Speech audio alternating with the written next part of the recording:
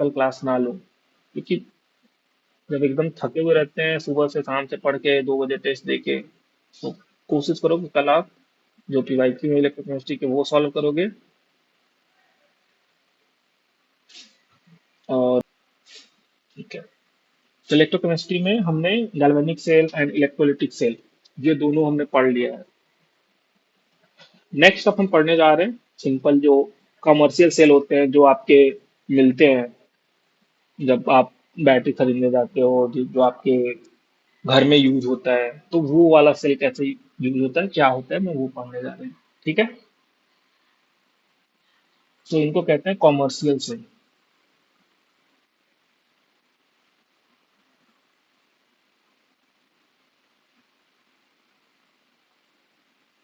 कितने तरीके के होते हैं ये 2 तरीके के होते हैं कॉमर्शियल सेल। एक होता है प्राइमरी, एक होता है सेकेंडरी।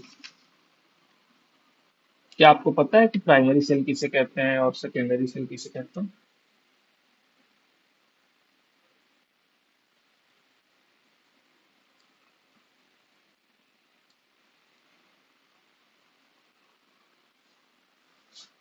ठीक है, प्राइमरी सेल क्या क्या, फिर से बोलो।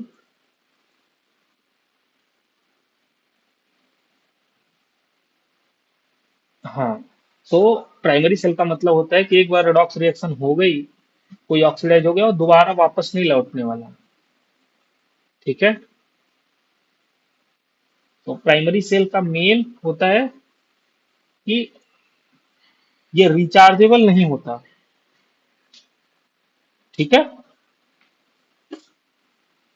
Do not recharge again.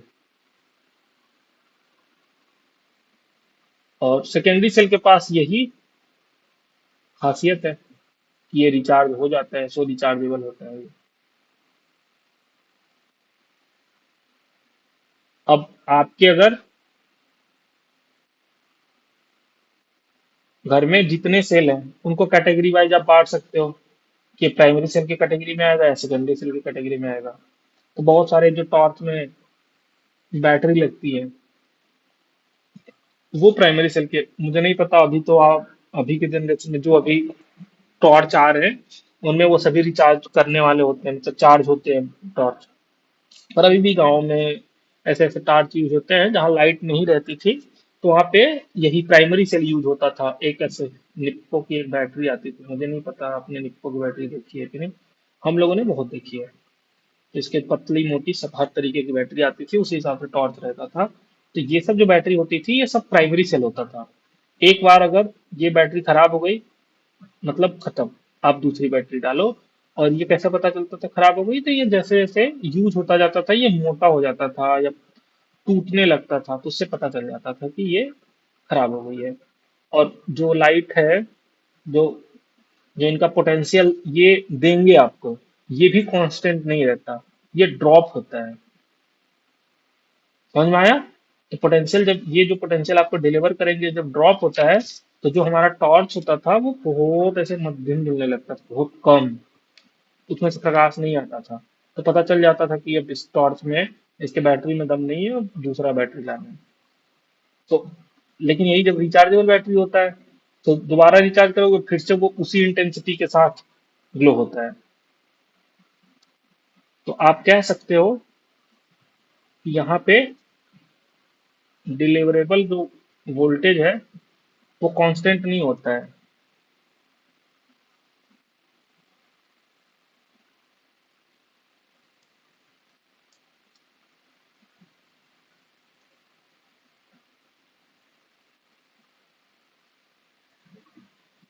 Voltage जो होगा,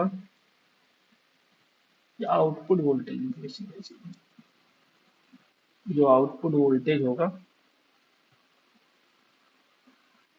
वो वेरिएबल होगा,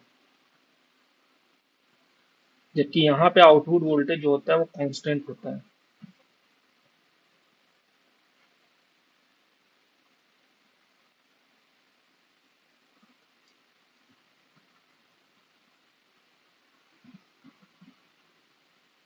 ठीक है। अच्छा, और क्या डिफरेंस आप कह सकते हो? यहाँ पे रेडॉक्स रिएक्शन ओनली वंस, एक बार ही होता है। एक बार फॉरवर्ड चला गया तो दोबारा बैकवर्ड नहीं आने वाला। So redox reaction,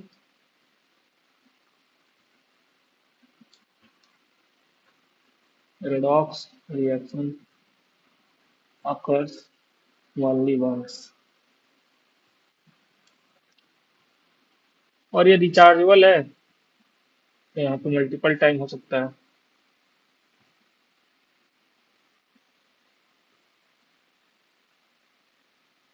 occurs forward and backward in both direction, forward and backward। Forward में अगर चार्ज होता है तो बैकवर्ड में डिस्चार्ज होने लगेगा। Forward and backward both direction in multiple times.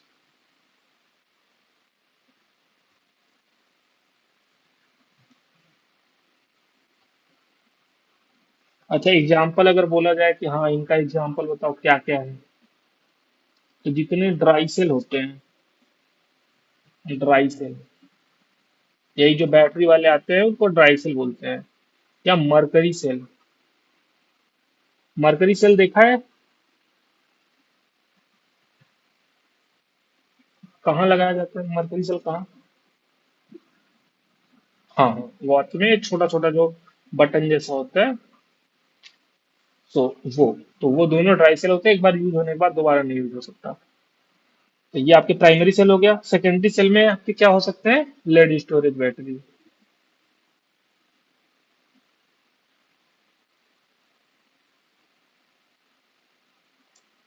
जो लेड स्टोरेज बैटरी कहाँ होता है, देखा है आपने कभी?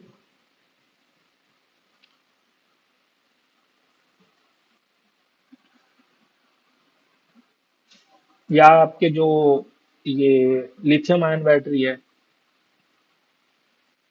लिथियम आयन, ये भी तो रिचार्ज होता है ना, तो ये भी सेकेंडरी में आएगा। लेड स्टोरेज कहाँ यूज होता है? तो इन्वर्टर देखा है?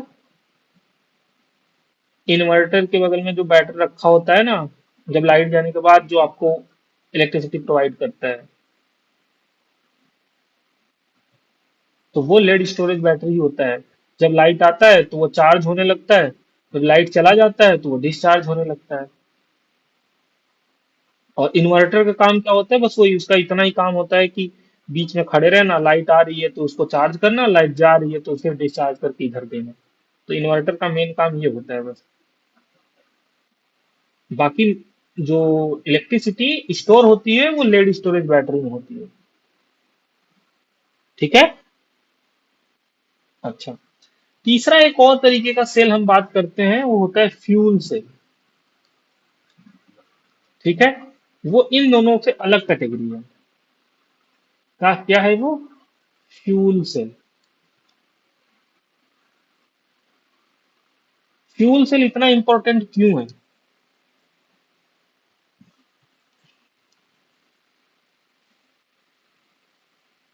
बताओ।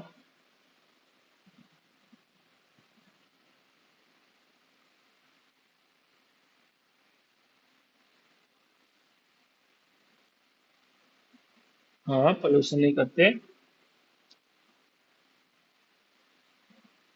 क्या होते हैं? चीप होते हैं।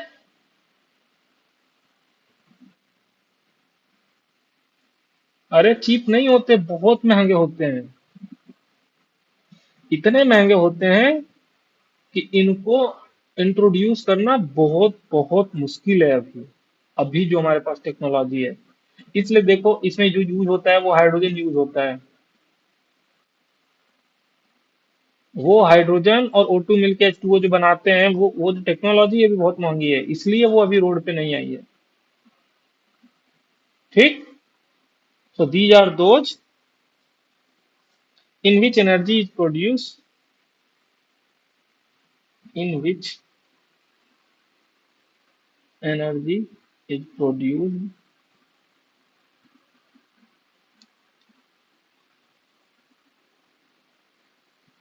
From the combustion of fuels, from the combustion of fuels like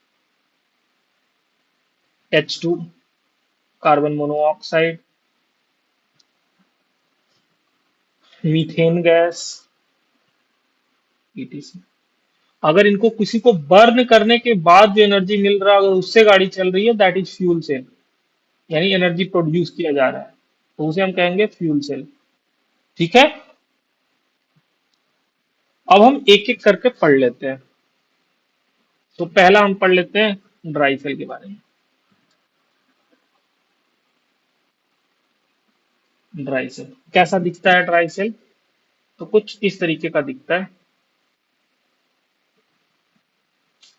ऐसे एक ग्राफाइट की रॉड होती है, इस पे ऐसे कैप लगा होता है, और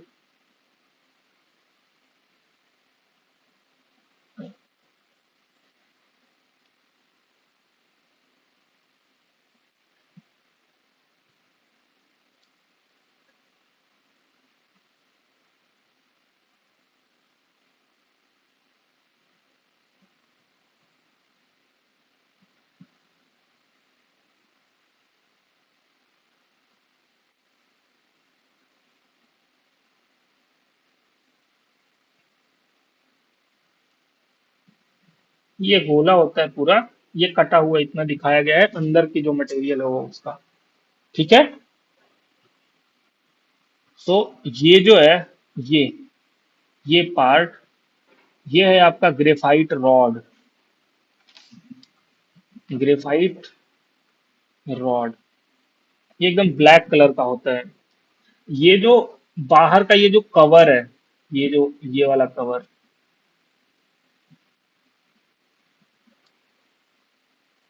ये कवर जो ये बाहर से जा रही है, ये कवर होता है जिंक का। मतलब ये सेम यही वाला कवर, ये जो ऊपर से कवर है, ये ऐसे, ये पूरा कवर दिख रहा है सामने से, इधर ये आपका होता है जिंक का। और ये जिंक का जो होता है यही एनोड का काम करता है। ठीक। देन आपका ये जो अंदर मटेरियल भरा होता है, इस कवर को लपेट के ब्लैक सा मटेरियल होता है, ये होता है अमोनियम क्लोराइड और मैग्नीज ऑक्साइड। अमोनियम क्लोराइड, अच्छा, और जिंक क्लोराइड भी। जिंक क्लोराइड पेस्ट होता है, इसी को फिल किया रहता है। जब रिएक्शन होता है तो यही धीरे धीरे डिकम्पोज होने लगता है, और ये पूरा ब्लैक सा हो जाता है, ये पेस्ट से बहुत हार्ड हो जाता है, तो ये पूरा जो सेल होता है ये पूरा ऐसे फैलने लगता है, बीच से टूटने लगता है। ठीक है। और ये जो ग्रेफाइट रॉड है, इस ग्रेफाइट रॉड के ऊपर भी मैग्नीज ऑक्साइड का लेप ऐसे लगाया रहता है, चारों तरफ से पेस्ट लगाया रहता है, पेस्ट।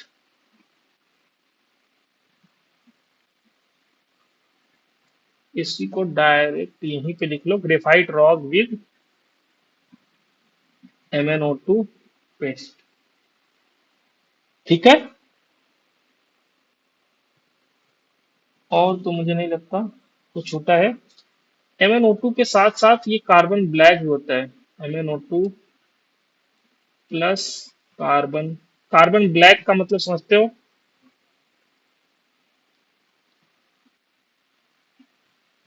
Carbon black test.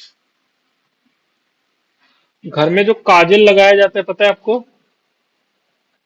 बस वही, उसी को बोलते हैं कार्बन ब्लैक। जब कुछ दिया जल रहा हो उसके ऊपर ऐसे कागज रख दोगे तो ऐसे काला काला सा लग जाता है ना उसमें, वही है कार्बन ब्लैक। तो वो और MnO2 का पेस्ट बना के इसके चारों तरफ लगाया रहता है, और ये फिर जो पेस्ट भरा रहता है इस कंटेनर की, ये जिंक का जो कंटेनर है गोला सा, उसके अंदर वो अमोनियम क्लोराइड और जिंक क्लोराइड रहता है, ZnCl2। ठीक। अब रिएक्शन क्या होता है, देखो एनोड पे तो बता दिया कि जिंक है, तो एट एनोड ऑक्सीडेशन होना है किसका, जिंक का, जिंक 2+ में जाएगा, 2 इलेक्ट्रॉन रिलीज करेगा। ठीक।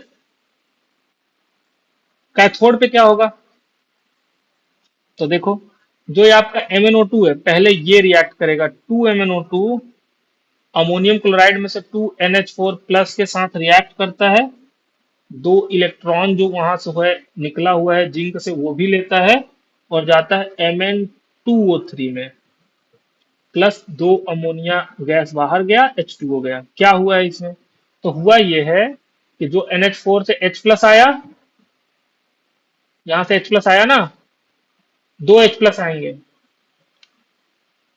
और ये जो 2 H+ आएंगे वो H2O में चले गए, और यहां से ऑक्सीजन निकल गया है। अब मैंगनीज का अगर ऑक्सीडेशन स्टेट यहाँ पे बताओ और यहाँ पे बताओ मेरे को कितना हो गया है, एंड देन फिर जो जिंक 2+ है आपका,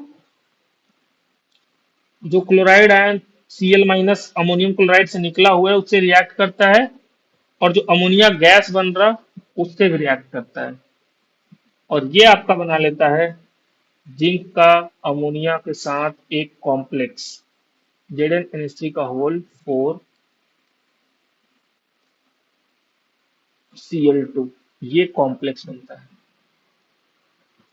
यही कॉम्प्लेक्स जब सेल खराब होने के बाद अगर फोड़ेंगे तो काला काला निकलता है। ठीक।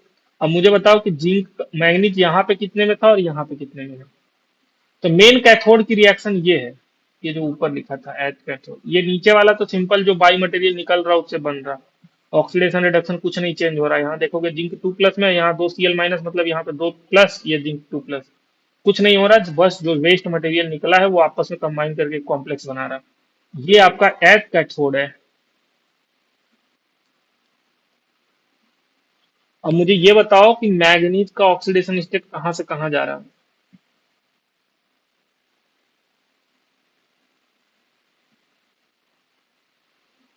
2 दूना 4 + 4, और 3 दूनी 6/2 +3। ठीक है, तो 2 मैग्नीज थे, वही 2 इलेक्ट्रॉन लेके एक एक लिया उन्होंने, +3 में चले गए, और जिंक यहाँ से ऑक्सीडाइज होके 0 से +2 में गया है। तो ये आपका कोई भी ड्राई सेल जो होता है उसका रिएक्शन है। ठीक। मरकरी सेल का नहीं है, सिंपल ड्राई सेल जो होता है उसका। याद कैसे रखोगे इसको, तो देखो पहले तो आपको ये याद रखना है कि सेल दिखता कैसा है, कभी देखा है पास में या नहीं देखा है,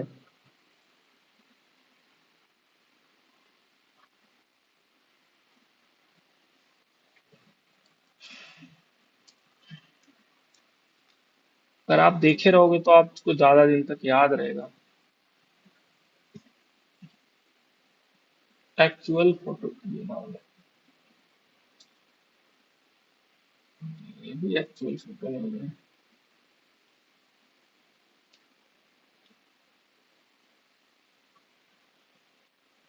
ये देख लो, ये है एक्चुअल सेल की फोटो। ठीक है, क्या आपको दिख रहा, ये आपका ये जो ऊपर दिख रहा ना, ये कैथोड है। एक, और ये जो कैथोड है, ये जो मैंने बोला था कि ये जो रॉड, ये बीच में रॉड आई है जिसके ऊपर ये कैप लगा हुआ है, ये जो ऊपर कैप लगा हुआ है ये उसी रॉड पे लगा हुआ है, तो ये जो रॉड आई है वो आपका कैथोड हो गया। और ये जो चारों तरफ ये आपको ये जो कलर दिख रहा, इसके अंदर अगर खोलोगे तो ये पूरा चारों तरफ बॉक्स जो है जिसके अंदर जिंक क्लोराइड और आपका अमोनियम क्लोराइड भरा हुआ है, वो आपका जिंक का है। ठीक। ये वाला मटेरियल जो कटा हुआ अगर कोई भी आप उठाओगे,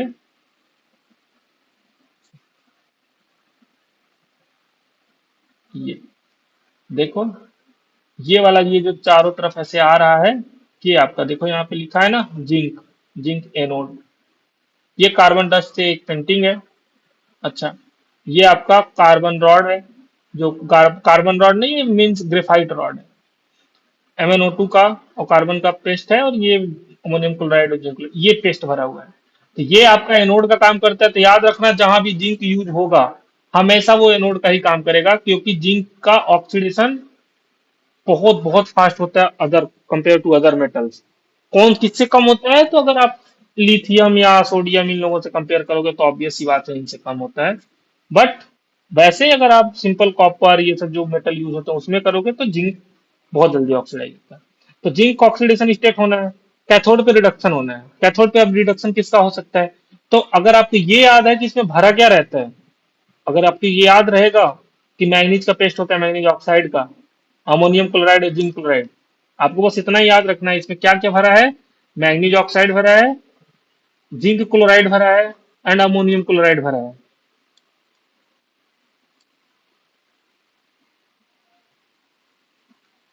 अगर आपको ये याद है, बस यहां से देख लेना है, इनमें से किसी का ऑक्सीडेशन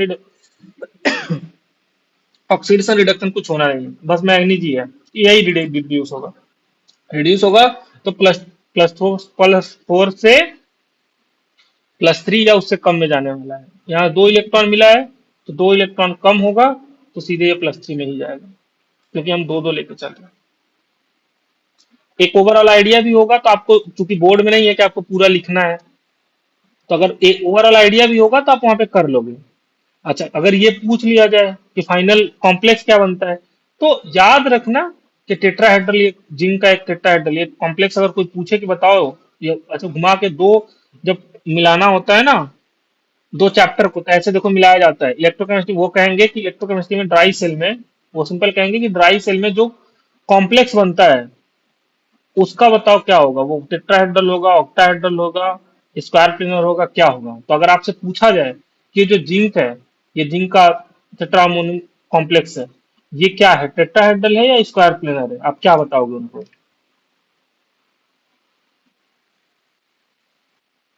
कोऑर्डिनेशन आपका खत्म हो गया है। कोऑर्डिनेशन का PYQ मैंने तो लगवाया नहीं है, आपने लगाया है अपने से या नहीं लगाया? ठीक है, मुझे जल्दी से बताओ कि इसका क्या होगा। देन हम मूव कर जाएंगे थोड़ा सा मरकरी सेल और लेफ्ट फिर लेड स्टोरेज बैटरी पे।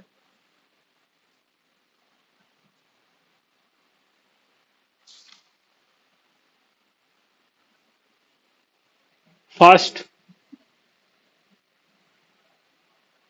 इस कॉम्प्लेक्स में आपको जब घुमा के पूछना होगा तो ऐसे पूछ सकते हैं कि राइट सेल में जो कॉम्प्लेक्स बनेगा फाइनल, वो क्या होगा, टेट्राहेड्रल होगा या स्क्वायर प्लेनर होगा या क्या होगा, या ऑक्टाहेड्रल होगा।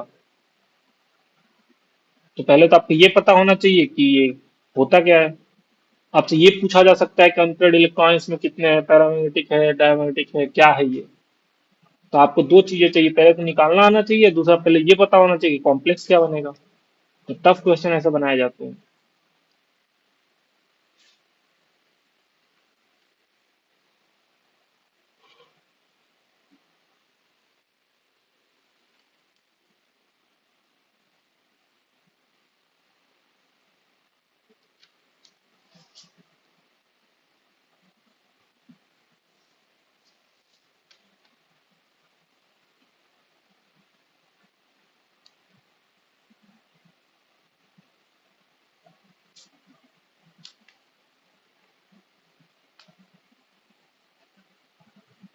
फास्ट, इतना टाइम तो नहीं लगना चाहिए, आपका पूरा कोऑर्डिनेशन खत्म हो चुका है।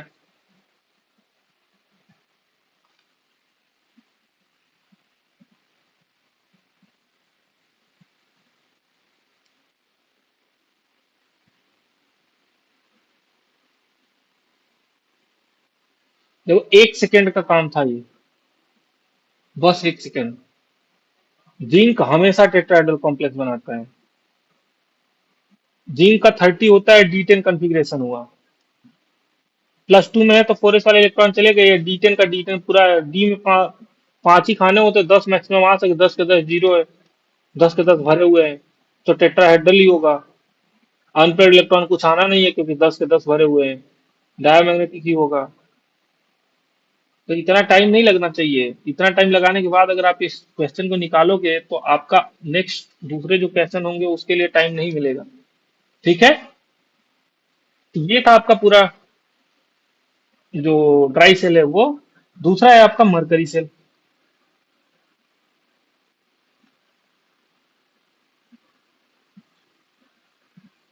मरकरी सेल क्या होता है? तो मरकरी सेल में ये लिख लो कौन क्या काम करता है। तो अगेन जो जिंक होता है वो फिर से इसमें होता है एट एनोड।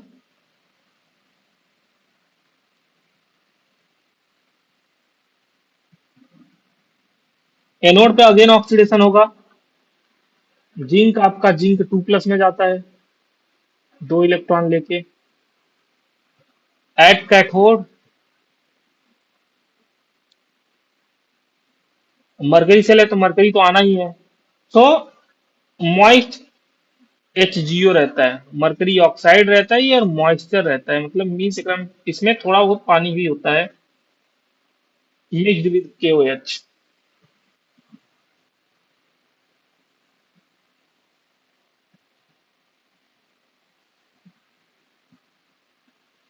पूरा एनोड रिएक्शन लिखोगे तो ये जिंक, केवल जिंक 2+ में ना रह के KOH चूंकि है तो ये जिंक OH- से रिएक्शन करके जिंक ऑक्साइड बना लेता है। जिंक ऑक्साइड H2O बनता है और 2 इलेक्ट्रॉन। बैलेंस करोगे तो आपको यहाँ से 2 OH- लेने पड़ेंगे। तो एक जिंक ऑक्साइड बना, H2O बना, अगेन जिंक से जिंक 2+ में ही गया है, 2 इलेक्ट्रॉन आपका रिमूव हुआ है। ठीक। अब ये जो HgO है ये आपका H2O जो वहां से आया उस H2O से लेता है, इसी से मॉइस्चर भी लिखा हुआ है। इसको भी मॉइस्ट लिखा है तो लिखा ही रहने देते हैं H2O। और वो 2 इलेक्ट्रॉन लेके और ये रिड्यूस हो जाएगा Hg में।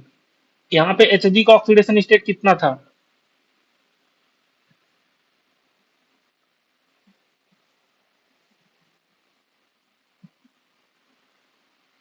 इसके लिए HgO में यहाँ 0 था।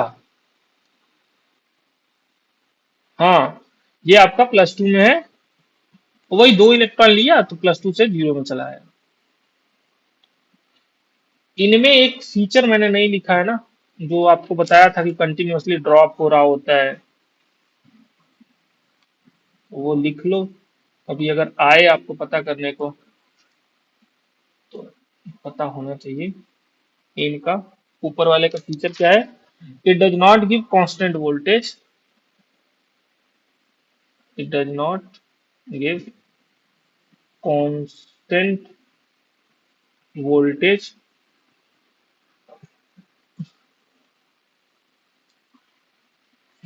Voltage is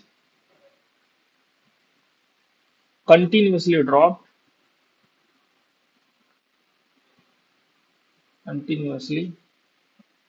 dropped as concentration of electrolyte as concentration of electrolyte is decreased।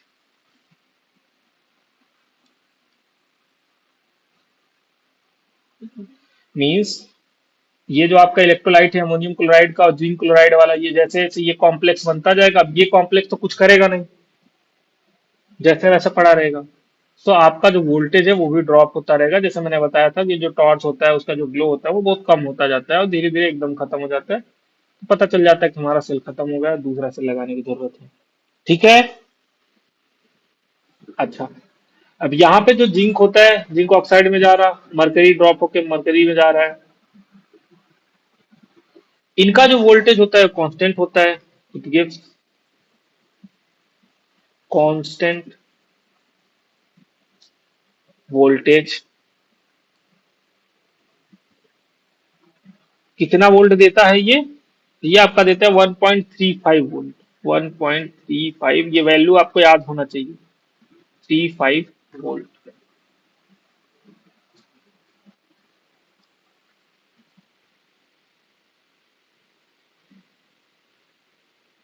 अच्छा, क्या आपको पता है कि अगर ये कांस्टेंट वोल्टेज नहीं देगा तो इसे वॉच में नहीं यूज कर सकते?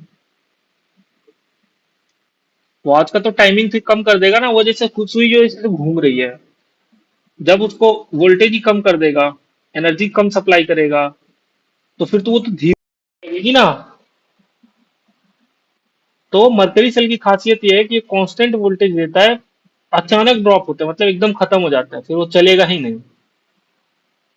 ये ऊपर जो ड्राई सेल था, इसमें क्या था, ऐसे अचानक नहीं खत्म होगा, धीरे धीरे धीरे धीरे ये आपका ग्लो कम होता जाएगा, पता चलता जाएगा कि हाँ हमारा इलेक्ट्रोलाइट खत्म हो रहा है, वो जिंक कॉम्प्लेक्स में बनता जा रहा है, और धीरे धीरे एकदम जब इलेक्ट्रोलाइट पूरे खत्म, काम खत्म, बैटरी फेंको दूसरा लो। यहाँ पे क्या है, यहाँ पे 1.35 वोल्ट का ये एकदम कांस्टेंट देगा, ताकि आपकी घड़ी वो एकदम मेंटेन होकर चलती रहे, वो धीरे ना हो जाए। जिस दिन ड्रॉप होगा एकदम ड्रॉप होगा, घड़ी रुक जाएगी एकदम। ठीक, क्या समझ में आया? हेलो। ठीक है। नेक्स्ट है आपका, फिर से अब हम सेकेंडरी सेल के ऊपर जा रहे हैं। अगेन ये इंपॉर्टेंट है, सेकेंडरी सेल्स में आपको एक ही पढ़ना है, और वो है लेड स्टोरेज बैटरी।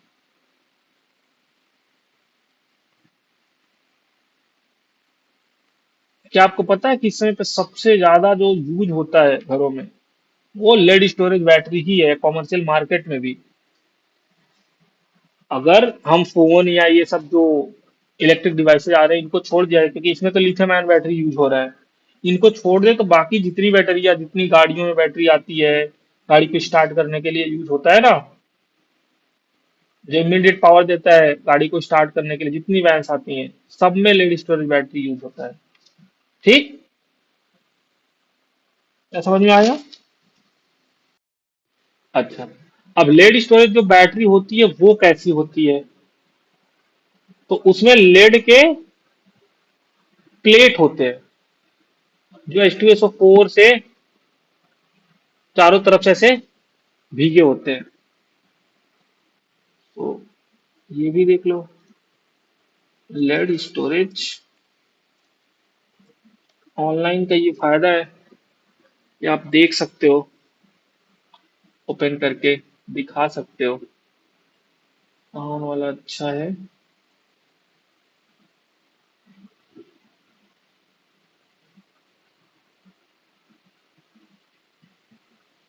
ये ले लेते हैं।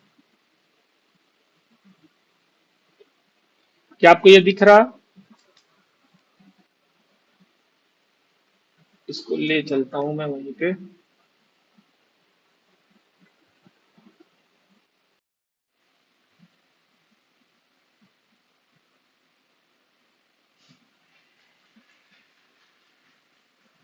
देखो,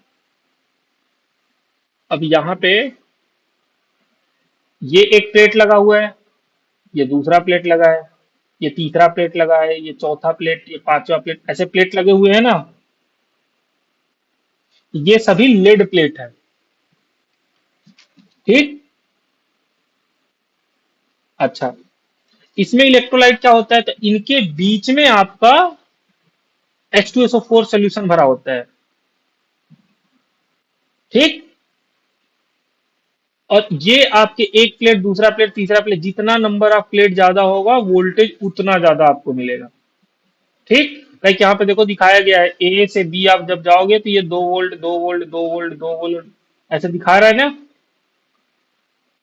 तो तीन तीन छह दूना 12 वोल्ट, हर जो ये एक प्लेट है वो आपका 2 वोल्ट का दे रहा, और ये एक दूसरे से, अब मुझे ये बताओ कि ये सीरीज में लगे हैं या पैरेलल लगे हैं? आप पढ़ चुके होगे ना फिजिक्स में, इलेक्ट्रोमोटिव फोर्स फोर्स वाला वो पूरा चैप्टर खत्म हो गया ना। तो क्या है वो बताओ। और इसको भी अगर एक को देखोगे ना, एक, तो ये एक आपके इतने सारे, जो ये देखो पीवी लिखा है ना लेड का, तो एक PbO2 lead oxide, again PV, फिर लेड ऑक्साइड, फिर अभी रिएक्शन में आपको पता चल जाएगा कि ये दोनों एक दूसरे के बाद क्यों लगे हुए हैं।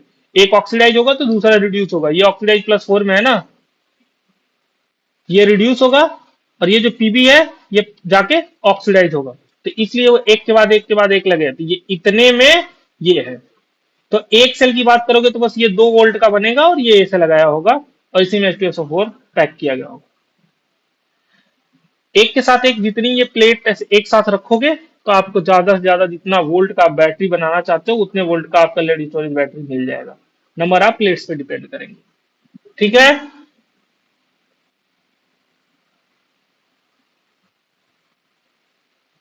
अब मुझे ये बताओ कि ये जो लगे हुए हैं, ये जो ओवर 12 वोल्ट आ रहा है और ये 2-2 वोल्ट का लगा हुआ है, एक एक सेल, ये एक सेल, 2 सेल, 3 सेल, ये सीरीज में है या पैरेलल में है?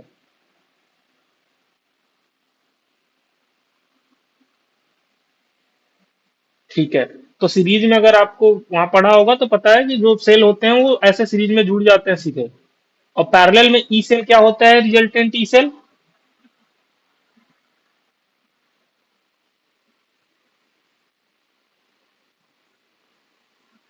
अगर हाँ बताओ।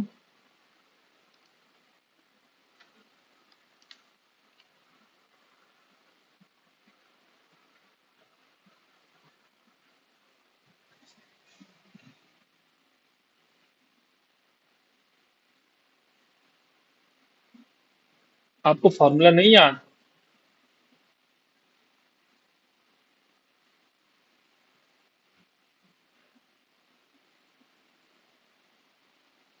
तो सैड, नेक्स्ट टाइम आप फॉर्मूला सीट बना के रखोगे। ठीक है। कौन सा आप फॉर्मूला बता रहे हो? E1/R1?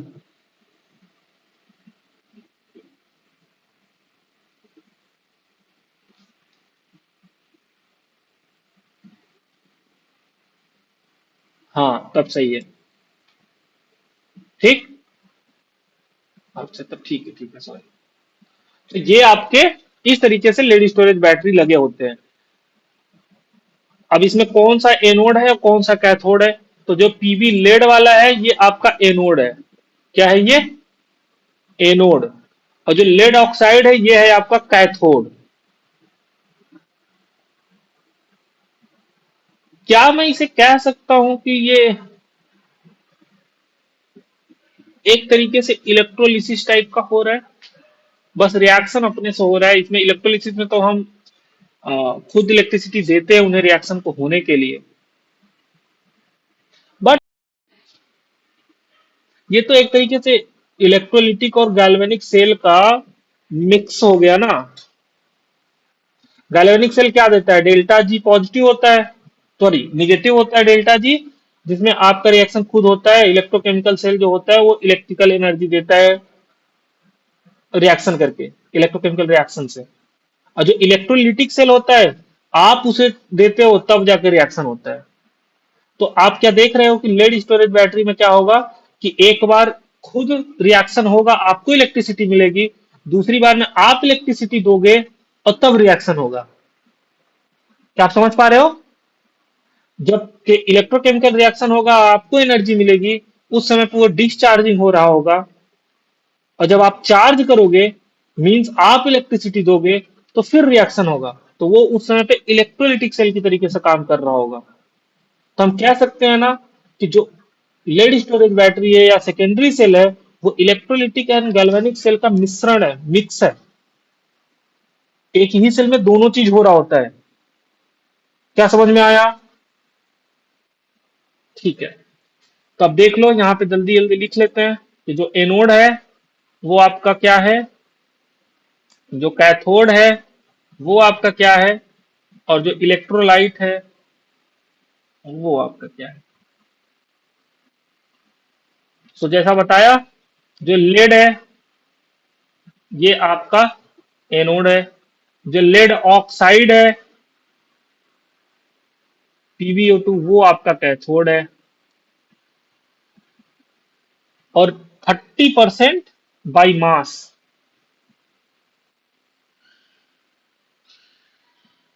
H2SO4 ये आपका इलेक्ट्रोलाइट है। अब मुझे जल्दी से बता दो मोल कॉन्सेप्ट आपने कितना पढ़ा है, उसके बेसिस पे कि 30% बाई मास का क्या मतलब होता है।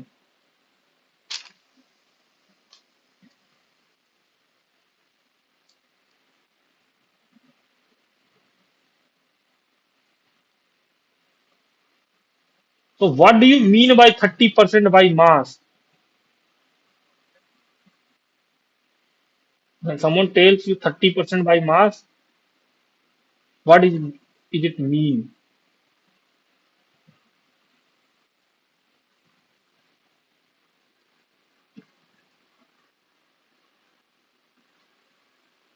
And 30% by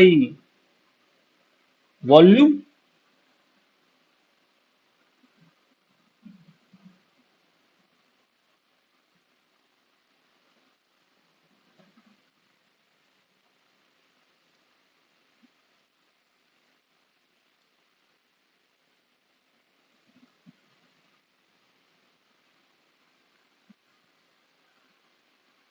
इतना टाइम तो नहीं लगना चाहिए। सारा आप पढ़ चुके हो। कुछ भी ऐसा नहीं जो नहीं पढ़ाया हो। जब 30% बाई मास का मतलब होता है कि आप अगर 100 ग्राम सोल्यूशन लोगे तो उसमें से 30 ग्राम आपका इलेक्ट्रोलाइट है, या जिसको लिखा है आपने वो है। यहाँ H2SO4 लिखा है तो H2SO4 है, कोई सोल्यूट होगा तो सोल्यूट है। 30% बाई वॉल्यूम का मतलब है कि जब आप अगर 100 ml लोगे उसमें से 30 ml आपका इलेक्ट्रोलाइट या सोल्यूशन होगा।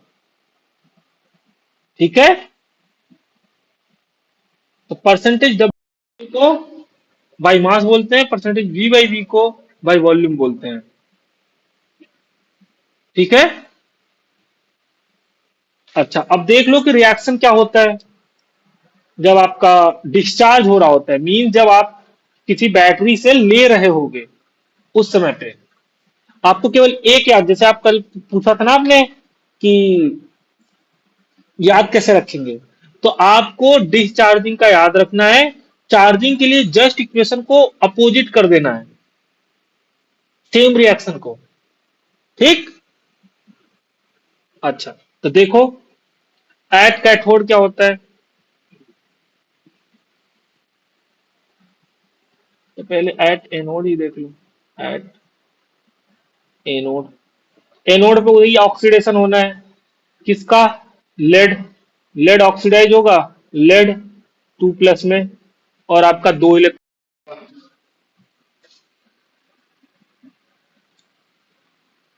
ठीक है। होगा क्या कि एक्चुअली जो H2SO4 का सल्फेट आयन है ना, वो आपका यहाँ पे साथ में आ जाएगा और ये लेड सल्फेट बना लेगा। तो इसको मोर स्पेसिफिकली आप ऐसे लिख सकते हो कि पीबी सल्फेट आयन के साथ आएगा। सल्फेट आयन कुछ करेगा नहीं, जस्ट Pb2+ में ही जाएगा, और ये साथ में हो जाएगा लेड सल्फेट एंड प्लस में 2 इलेक्ट्रॉन। सही है। सिंपल हुआ है, Pb Pb2+ में गया, और सल्फेट आयन जो सोल्यूशन में पड़ा हुआ था बगल में H2SO4 में, देखिए यहाँ पे तो पड़ा होगा ना, ये जो बीच बीच में जगह था इसमें, तो ये बीच बीच में जो जगह है इसमें H2SO4 ही भरा है 30%। तो जैसे ही ये लेड से लेड ऑक्साइड में, सॉरी, लेड से लेड 2+ में जाएगा, वैसे ही 2+ के साथ सल्फेट आयन काउंटर आयन आ जाएगा उसे स्टेबल करने के लिए। ठीक है। अच्छा, नेक्स्ट क्या होगा? At cathode. देखो, एट कैथोड, कैथोड पे जो आपका रिएक्शन था वही रिड्यूस होने वाला है। क्या होगा? तो जो PbO2 है, लेड ऑक्साइड, वो जो H2SO4 का H+ है, तो 4 H+ के साथ मिलके और 2 इलेक्ट्रॉन भी, और 4 H2SO4 में से चारों H+ यहाँ है, एक सल्फेट यहाँ चला गया है, एक सल्फेट अभी बचा हुआ है, तो वो सल्फेट भी साथ में आएगा, SO4 2-। तो देखो, 2 इलेक्ट्रॉन ये वाले आ गए, 4 H+, और एक्चुअली से लिखोगे तो ऐसे हो जाएगा 2H+ और एक H2SO4। समझ में आ रहा? ये क्या कर लेंगे, ये PbSO4 बना लेंगे, PbSO4 प्लस 2H2। सही है। तो लेड आपका यहां पे 0 से +2 में गया था, और यहां +4 से +2 में चला गया। ठीक। अच्छा, अगेन अब आप देखोगे तो दोनों लेड सल्फेट ही बनाए, और ये प्रेसिपिटेट है, ये नीचे बैठ जाता है। ठीक। तो जब आप रिएक्शन कराओगे तो ये आपको मिलने लगेगा नीचे बैठा हुआ। नेट सेल रिएक्शन लिखोगे तो क्या अगर लिख सकते हो आप, देखो।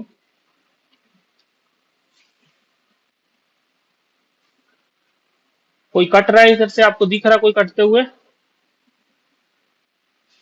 दो इलेक्ट्रॉन्स बच जाएंगे ना, और तो कोई जा नहीं रहा। सो लेड, लेड ऑक्साइड, और यहां से सल्फेट और यहां से सल्फेट, और ये चार, ये दो H2SO4 हो गए एक्चुअली। ये रिएक्ट कर रहे हैं और दो लेड सल्फेट बना रहे हैं, और दो H2O बना रहे हैं। सही है। तो बस देख लो, ये आपका नेट रिएक्शन है। आपको ये वाले रिएक्शन दो, ये तीनों बहुत याद करना, वेरी इंपॉर्टेंट है। क्योंकि ये कभी कभी डायरेक्ट पूछ लेते हैं कि एनोड पे कौन सा रिएक्शन हो रहा होगा, कैथोड पे क्या रिएक्शन हो रहा होगा, लेड स्टोर बैटरी का नेट सेल रिएक्शन क्या होगा। समझ में आया? ठीक है। और तो मुझे नहीं लगता कुछ और इसमें बहुत इंपॉर्टेंट है।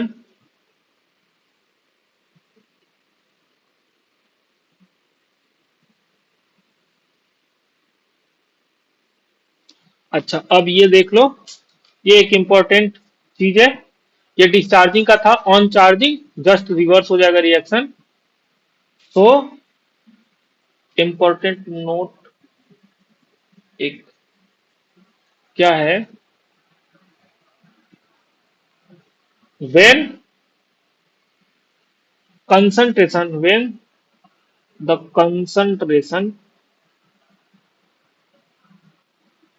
when the concentration of H2SO4। अब यहां तो ये बताया ना कि आखिर ये रिएक्शन कब तक, ये डिस्चार्ज कब तक होता रहेगा, हमें कब तक एनर्जी देता रहेगा, ये कब इसे चार्ज करने की जरूरत पड़ेगा। तो जो आपका H2SO4 है, उसका कंसंट्रेशन अगर लेस देन 1.2 ग्राम पर ml हो गया, डेंसिटी उसकी, concentration of H2SO4 falls to 1.2 gram per ml, then it requires charging, then it requires recharging। तो देखो, एक्चुअल नेट सेल रिएक्शन में क्या हो रहा है, H2SO4 कंज्यूम होता जा रहा, तो धीरे धीरे H2SO4 कंज्यूम होता जाएगा, तो H2SO4 का जो 30 ग्राम था, 30 ग्राम पर 100 ग्राम में था, वो धीरे धीरे कम होता जाएगा, और कम होते होते इतना कम हो जाएगा कि 1.2 ग्राम रह जाएगा पर ml में। और अगर इतना ऐसा हुआ, देन अगेन आपको चार्ज करना पड़ेगा, सारा वो बैटरी जो था वो डिस्चार्ज हो गया। क्या आपको समझ में आया? अच्छा, इन रिचार्जिंग, यहीं पे लिख लो, इन रिचार्जिंग सिंपल करंट आप प्रोड्यूस पास कराओगे, in recharging current is passed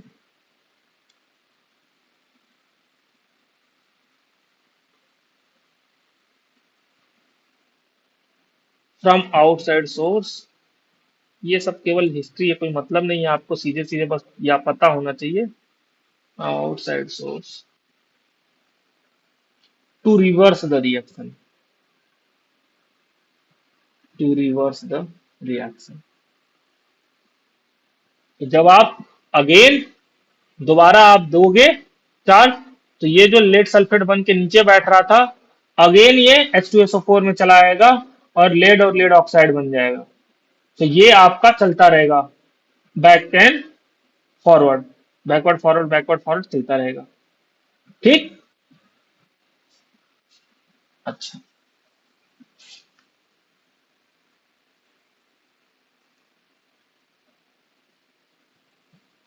अच्छा, कब तक फिर चार्ज करना है आपको, कब पता चलेगा कि फुल चार्ज हो गया?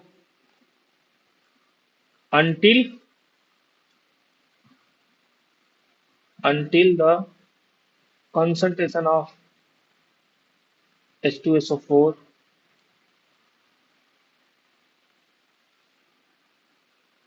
reach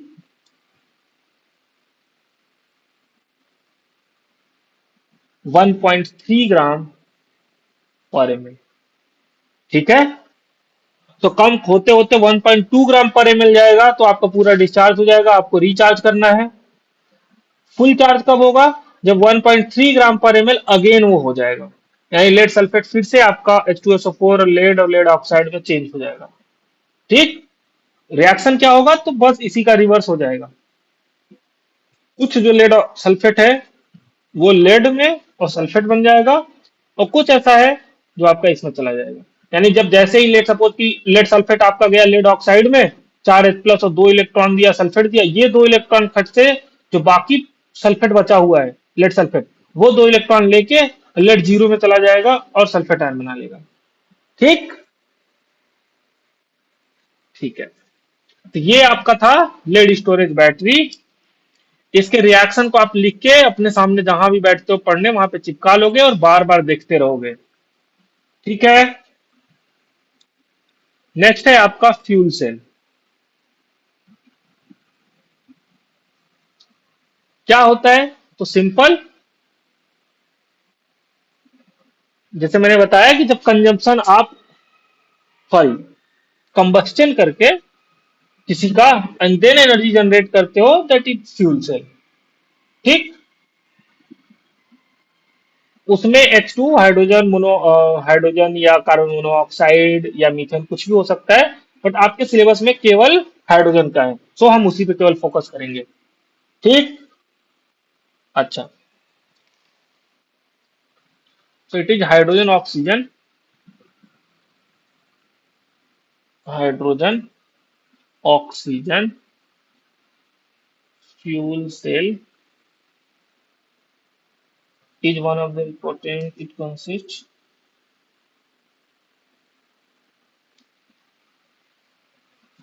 क्या होता है? तो इलेक्ट्रोड्स होते हैं, और इलेक्ट्रोलाइट जो होता है, इलेक्ट्रोलाइट की बजाय आप कैटालिस्ट कर सकते हो इस रिएक्शन को होने के लिए। कैटालिस्ट आपका NaOH या KOH होता है, ये आपके होते हैं, और कुछ भी नहीं। सिंपल सिंपल रिएक्शन होता है। एट एनोड H2 जो है वो ऑक्सीडाइज होगा, OH- जो आपका कैटेलिस्ट है उसके साथ मिलके पानी बना लेगा, H2O। दो H2 यहां से ले लेते हैं, तो कितने पानी बन जाएंगे? 2OH- और 2H2O प्लस 2 इलेक्ट्रॉन। अब देखो क्या बैलेंस है। इस साइड 2 दूना 4, दो 6 हाइड्रोजन है, और दूसरे साइड आपके 4 ही हाइड्रोजन है। सो बैलेंसिंग में हमने कहाँ गलती की है? अगर मैं इसी को एक ही लूं, एक मॉलिक्यूल, तो दो यहां से आएंगे, दो यहां से आएंगे, 4 और 2 दूना 4। ऑक्सीजन यहाँ -2 में है, ऑक्सीजन यहाँ भी -2 में है। बस देखिए H2 जो जीरो में था, ये आपका H2 यहाँ दोनों H+ होंगे ना H2O में, तो यहां से जो दो H+ आएंगे वो तो H+ में ही है, बट यहाँ जो आएंगे वो दो H+ में गए, वही 2 इलेक्ट्रॉन दिए हैं। अब वो 2 इलेक्ट्रॉन लेके और जो O2 है वो रिड्यूस हो जाएगा। तो जो O2 है वो वही 2 इलेक्ट्रॉन लेगा और पानी लेगा। तो 4 इलेक्ट्रॉन 2H2 है। या तो इसे हम हाफ O2 लिखें तब फिर 2 इलेक्ट्रॉन लिखेंगे, नहीं तो फुल O2 लिखेंगे तो फिर 4 इलेक्ट्रॉन देना पड़ेगा, क्योंकि ऑक्सीजन 0 से -2 में जाएगा। एक ऑक्सीजन को 2 इलेक्ट्रॉन, तो दो ऑक्सीजन को 4 इलेक्ट्रॉन चाहिए। तो यहां से आपका क्या क्या आ जाएगा, ये बनाएगा आपका 4OH-। अब देखो इसे कैटालिस्ट हमने क्यों बोला, क्योंकि जो यहाँ यूज होगा वो फिर से यहाँ जनरेट हो रहा है, और यहाँ एक्चुअली हम 2 लेंगे और इसको 4 कर देते हैं, इसको भी 4 कर देते हैं और इसको भी 4 कर देते हैं। सही है। 4 दूनी 8, 4 यहाँ से, 4 2 8, 4 4 8, 4 दूनी 8, 4 ऑक्सीजन 4 ऑक्सीजन, सही है। देन अब आप नेट सेल रिएक्शन लिख सकते हो। नेट सेल रिएक्शन में अगेन ये आपके 4 इलेक्ट्रॉन से 4 इलेक्ट्रॉन चले गए, 2H2O में से 2H2O भी चला जाएगा अभी। तो क्या नेट सेल रिएक्शन आएगा, 2H2 plus O2 plus 4OH- से, इधर 2H2O से 2H2O कट गया तो 2H2O बचा, प्लस 4OH, अच्छा 4OH- से 4OH- भी तो चला जाएगा ना, तो ये कुछ भी नहीं बचा। सिंपल आपका क्या हुआ, O2 से 2H2O। सही है। अब ये सबसे अच्छा इसी है, ये कि इसमें कोई बाई प्रोडक्ट नहीं बनता। H2O जो है आप यूज कर सकते हो, H2O2 आपका एकदम ग्रीन केमिस्ट्री है। अब जितना हमें लगता है कि H2O2 एकदम फ्यूल सेल है, एकदम ग्रीन है, सबसे अच्छा है, उतना अच्छा नहीं होता। उसका रीजन क्या है, उसका रीजन ये है कि जो हाइड्रोजन प्रोडक्शन होता है उसमें बहुत सारा एनर्जी चला जाता है। तो अगर हाइड्रोजन प्रोडक्शन जो होता है वो अगर आसान हो जाए, वो चीप मिलने लगे, देन आपका ये जो फ्यूल सेल है वो ज्यादा अच्छा, ज्यादा यूजफुल होगा और ज्यादा कन्विंस होगा, हम यूज कर पाएंगे जनरल लाइफ में। अभी तो ये केवल जो सैटेलाइट भेजे जाते हैं, या जैसे कोई मिशन जाता है, लाइक चंद्रयान गया था, उन सब में यूज होता है, क्योंकि वहां पे पैसा अच्छा खासा होता है तो अफोर्ड कर सकते हैं। अच्छा दूसरा ये भी है कि वहां पे हम कुछ भी वेस्ट नहीं ले जा सकते, क्योंकि वहां पर ग्राम के हिसाब से जितना ज्यादा वेट होगा उतना ज्यादा फिर आगे सब कुछ कॉम्प्लेक्स होता जाएगा। तो इसलिए वहां पे जो H2O निकलेगा वो दोबारा यूज किया जा सकता है, तो इसलिए ये वाला सेल यूज होता है, पर ये बहुत महंगा है। ठीक, समझ में आया। अच्छा इसका सेल पोटेंशियल कितना है, तो its cell potential is 0.9 volt. I guess मैंने डेनियल वाले सेल में 1.1 वोल्ट नहीं लिखा था ना उसका सेल पोटेंशियल। डेनियल सेल का मुझे लग रहा है कि मैंने, जब जब मैं पूछा आपसे कि बताओ इसके बारे में, तो आपने 1.1 वोल्ट बोल दिया।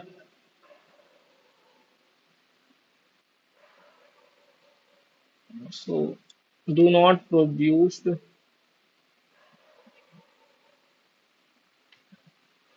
any waste, so use spacecraft। ठीक है।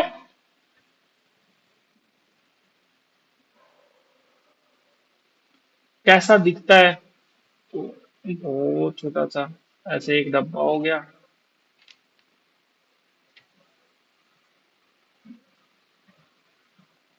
इस डब्बे में ये आपका एक,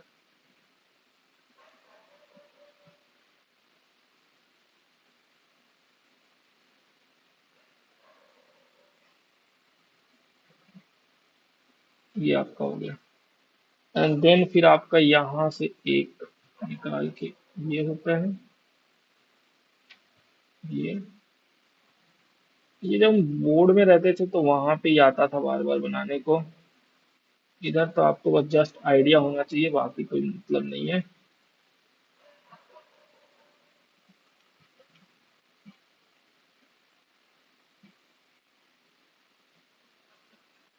एक इसमें से पॉजिटिव निगेटिव हो जाएगा, एनोड कैथोड बना देंगे, और बस एक तरफ से H2 जाएगा, एक तरफ से O2 जाएगा। इधर से H2 गया, इस साइड से O2 गया, दोनों मिलकर H2O को बाहर निकाल दिए। इधर से भी H2O निकल रहा है, इधर से भी। और कुछ नहीं, यही आपका है। और ये जो बीच में भरा है, वो जो KOH हमने पढ़ा था, तो वो यही बीच में भरा रहता है, KOH या NaOH जो भी रहता है। ठीक है।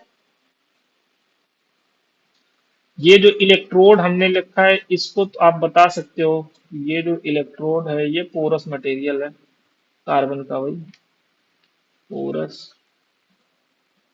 Carbon electrodes.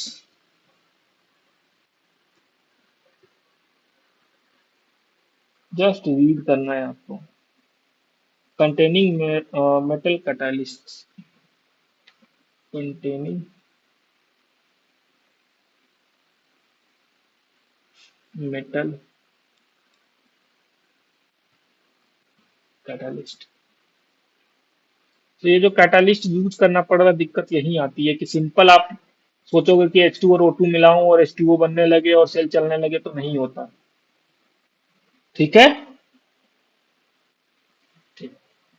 तो अगर आपसे पूछेंगे तो फ्यूल सेल का रिएक्शन पूछ सकते हैं, एनोड पे क्या होता है, कैथोड पे क्या होता है, या ओवरऑल सेल रिएक्शन क्या होता है, तो आप ये पूछ सकते हैं। या कौन ऑक्सीडाइज होता है, कौन रिड्यूस होता है।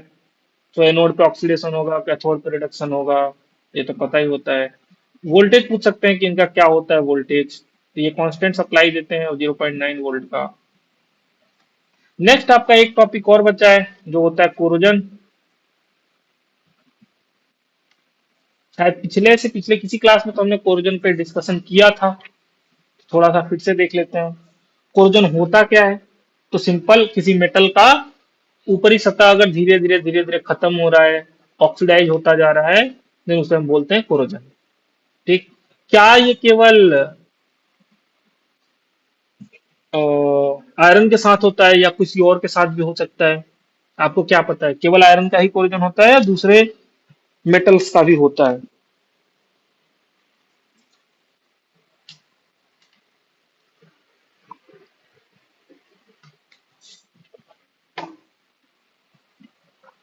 अरे दूसरे मेटल्स का भी होता है। आपके सिलेबस में केवल मेटल में आयरन है, इसलिए आप आयरन का देखते हो, नहीं तो दूसरे मेटल्स का भी होता है। लाइक जो कॉपर होता है, अगर इसमें आप देखोगे बहुत दिन तक, तो धीरे धीरे ग्रीन कलर का होने लगता है इसके ऊपर, तो वहां भी होता है। ठीक है। अच्छा, आपके सिलेबस में आयरन है, तो आयरन पे ही आपको फोकस करना है। तो iron oxidise in iron oxide Fe2O3 dot, कुछ पानी के बूंद भी रहते हैं, वो शायद स्पेसिफाई नहीं रहते कि इसके साथ कितने रहेंगे, XH2O करके दिखा देते हैं, XH2O। अगर इसका सेल रिएक्शन लिखना हो कि क्या होता है, तो देखो, जो मेटल होता है Fe, ये जाता है Fe2+ में, ऑक्सीडाइज होता है, 2 इलेक्ट्रॉन देता है। ये आपका ए नोड पर हो गया ऑक्सीडेशन। कैथोड पे क्या होगा? कैथोड पे तो रिडक्शन होना है। उसके पहले जो आयरन है, इसको Fe2O3 में भी जाना है, ये +3 में जाएगा ना, यहाँ पे +3 है ना इसका ऑक्सीडेशन स्टेट। हेलो, इसका तो ऑक्सीडेशन स्टेट +3 है ना।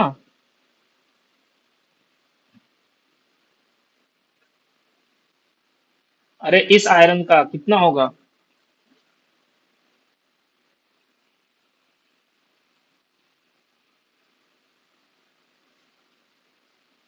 ठीक है।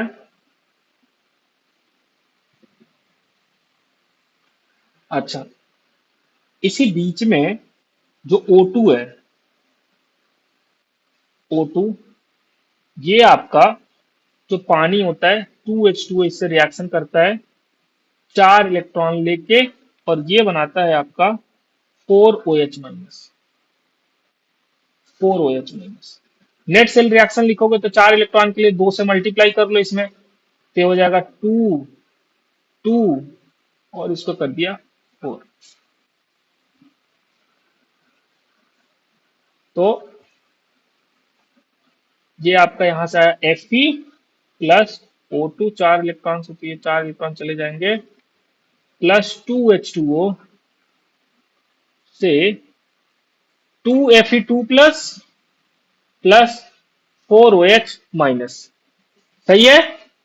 तो आयरन अगर ऑक्सीजन और मॉइस्चर दोनों के कांटेक्ट में रहा तो आयरन से आयरन+2, इसको फेरस बोलते हैं। क्या आपको पता है इसको? अब +3 में रहता है तो उसको फेरिक बोलते हैं। ठीक। अच्छा, तो ये आपका सेल रिएक्शन हुआ। अब अभी तो ये उसमें नहीं गया है, फेरिक में नहीं गया है, आयरन ऑक्साइड नहीं बनाया है। तो ये अब Fe2+ जो होता है, ये अगेन रिएक्ट कर लेता है ऑक्सीजन से, O2 से रिएक्ट करता है 4H2O के साथ, और ये आपका बना लेता है Fe2O3, 2Fe2O3 प्लस 8H+। ठीक है। और ये XH2O के साथ जो डॉट XH2O रहता है ना, तो वो वाटर ऑफ क्रिस्टलाइजेशन है, कितना भी आ सकता है साथ में। वाटर ऑफ क्रिस्टलाइजेशन अगर रहता है तो वो फिक्स रहता है। जहां पे चूंकि ये मॉइस्चर के साथ मिला रहता है, तो इसलिए दिखाया नहीं गया कि इसमें H2O के कितने मॉलिक्यूल है। तो सिंपल 2Fe2O3 आपका XH2O के साथ बगल में पड़ा रहेगा, और यही है आपका आयरन ऑक्साइड। आयरन ऑक्साइड, और यही कोरोजन होने के बाद यही है जो बाहर दिखता है आपको, रस्ट जिसे बोलते हैं। क्या बोलते हैं? रस्ट। आई होप आपको ये समझ में आ गया होगा कि रिएक्शन होता कैसे है। तो पहले एनोड पर ये होगा, अच्छा ये कैथोड पर होगा, ये नहीं लिखा हूं मैं, तो दिस इज एट कैथोड, क्योंकि ऑक्सीजन 0 से यहाँ पे -2 में चला गया है, और ये 0 से इधर +2 में गया है। 0 से +2 ऑक्सीडेशन, 0 से -2 में रिडक्शन। ठीक है।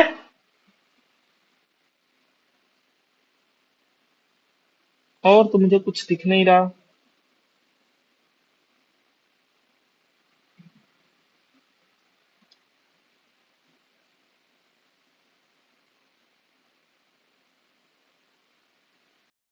कैथोड का रिएक्शन एक और दिखाया जाता है कि जो H+ है उससे रिएक्शन करके 2H2O बनाने का।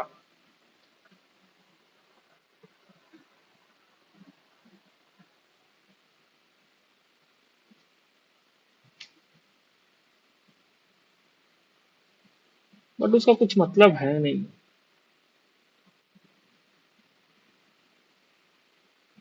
ठीक है।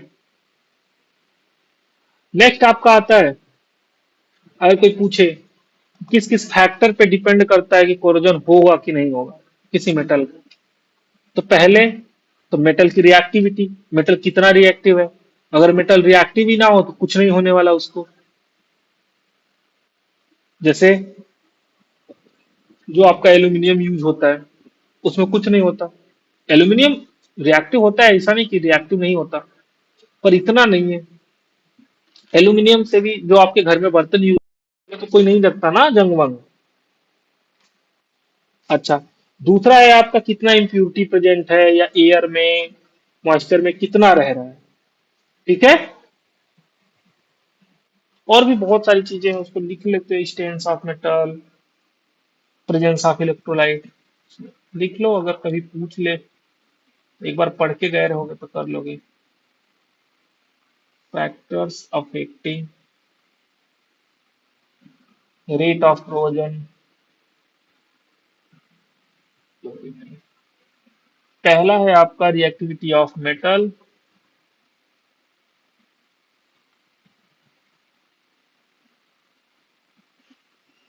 रिएक्टिविटी ऑफ मेटल, दूसरा है आपका प्रेजेंस ऑफ इम्प्यूरिटी, तीसरा है आपका presence of air and moisture, presence of air and moisture, और फिर है आपका strength in metal,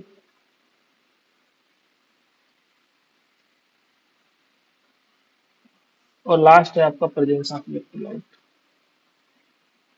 presence of electrolyte. ये आपके कुछ फैक्टर है जिससे कोरोजन डिसाइड होता है। बचाने के लिए क्या कर सकते हैं हम, प्रिवेंशन ऑफ कोरोजन।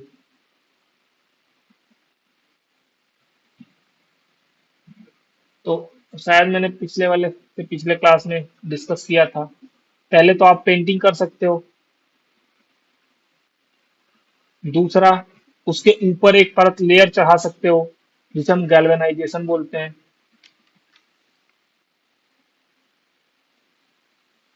तीसरा आप ऑयलिंग कर सकते हो। पर इन सब में पेंटिंग या जो मेटल का एक हम कवर चढ़ाते हैं ऊपर से, वो जो सबसे ज्यादा बेटर तरीका होता है। तीसरा है आपका electrical protection, that cathodic protection, electrical protection या कैथोडिक प्रोटेक्शन। अब ये कैथोडिक प्रोटेक्शन क्या है, तो इसमें करते ये है कि जिस मेटल को बचाना है उस मेटल पे उस मेटल से ज्यादा रिएक्टिव मेटल को लगा देते हैं।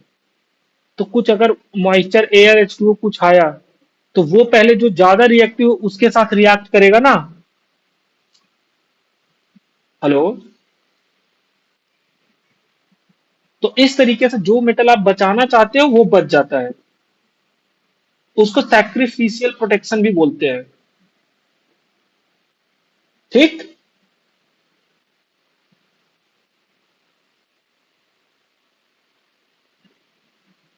बाकी यूजिंग एंटी रस्ट सब भी होता है।